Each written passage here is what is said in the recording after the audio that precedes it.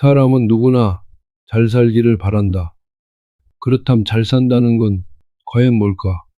어떻게 사는 것이 잘 사는 것인가? 잘 산다는 게 뭔지도 모르면서 잘 살기를 바란다는 건 난센스 아닌가? 한때는 이런 논제를 가지고 친구들과 갑론을박 날밤을 새운 적도 있었다. 여러 가지 의견이 있었지만 대체로 이견이 없었던 결론은 다 살고 죽을 일만 남았을 때 자기 인생을 돌아보아 후회할 것이 없는 삶이 잘 살았다고 할 수 있다는 것이다. 그때부터 내 인생의 모토는 후회하지 않는 삶이 된 것 같다. 후회하지 않는 삶. 혹자는 그것이 가능하냐고 웃을지도 모르겠다. 그러나 우리는 어차피 살아가야 하고 또 기왕이면 잘 살아야 하니 노력은 해 봐야 하지 않을까? 노력보다 더 큰 행운은 없다고 한다. 노력한 만큼 보상받는다는 것이 진리 중에 진리라고도 한다. 물론 일주일에 한 번씩은 복권 당첨자가 나오듯이 행운이라는 것도 분명히 있다.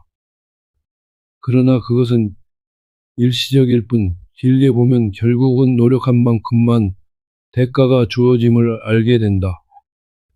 어쨌거나 후회 없는 삶은 과연 가능할까? 아니, 후회는 왜 할까? 후회는 우리가 무언가 할 수 있었음에도 불구하고 하지 않아 결과가 나쁠 때, 또는 충분히 참을 수도 있었는데 저질러 놓고 결과가 안 좋을 때 하게 된다. 할 수 있는 한 최선을 다해 노력했다면 설령 결과가 안 좋아 곤욕을 치르더라도 그건 나로선 어쩔 수 없는 일이니 괴롭긴 해도 후회할 일은 아니다. 즉, 후회란 결과가 아니라 과정의 문제인 것이다. 과정이 좋으면 대부분 결과도 좋지만 일시적으로는 결과가 안 좋을 수도 있다. 행운과 반대로 불운의 경우겠지만 길게 가면 결국은 노력한 만큼 보상이 주어진다. 하여 진실로 중요한 것은 나는 진정 최선을 다했는가이다. 감히 말하건대 정말 최선을 다했다면 결과는 찌꺼기에 불과하다. 어떤 젊은 화가가 그림을 그리는 데는 3일밖에 안 걸리는데 이 그림 한 장 파는데 3년씩이나 걸린다.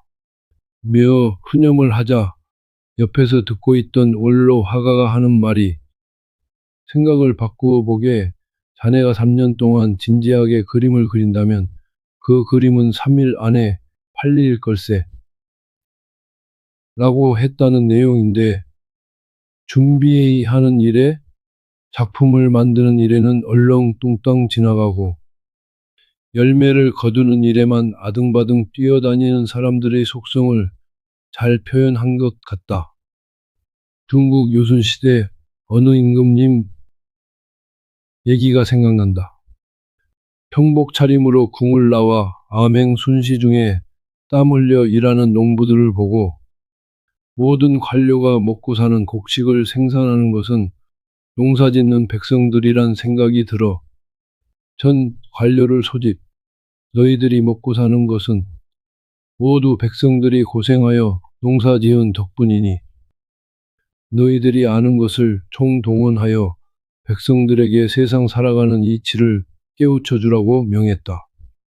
몇 개월에 걸쳐 수많은 서책을 요약 정리하여 책 한 권을 만들어 바치니 임금님은 바쁘고 무식한 백성들한테는 너무 분량이 많으니 줄여라 명했고 다시 몇 장으로 줄여 바치니 더 줄여 다시 더 하다가 결국 한 줄로 줄였는데 그것이 바로 이 세상에 공짜는 없다 이다.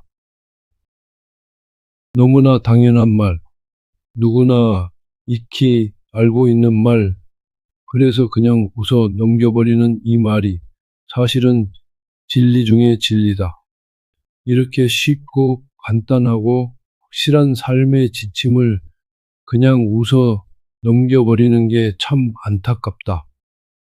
누구나 이 말을 가슴에 품고 산다면 노력한 만큼만 보상받게 되는 이치를 깨달아.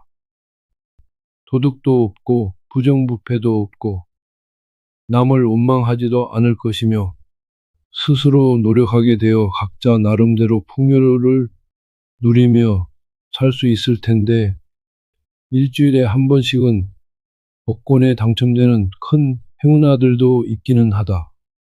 노력에 비해 큰 보상을 받았을 때 우리는 그것을 행운이라 부르고 반대로 노력보다 보상이 적을 때 우리는 불운을 한탄한다. 그러나 이것은 일시적일 뿐 길게 보면 결국 노력한 만큼 결과가 주어진다. 가장 큰 행운은 노력이라고 하니 우리 모두 힘써 노력하며 살자.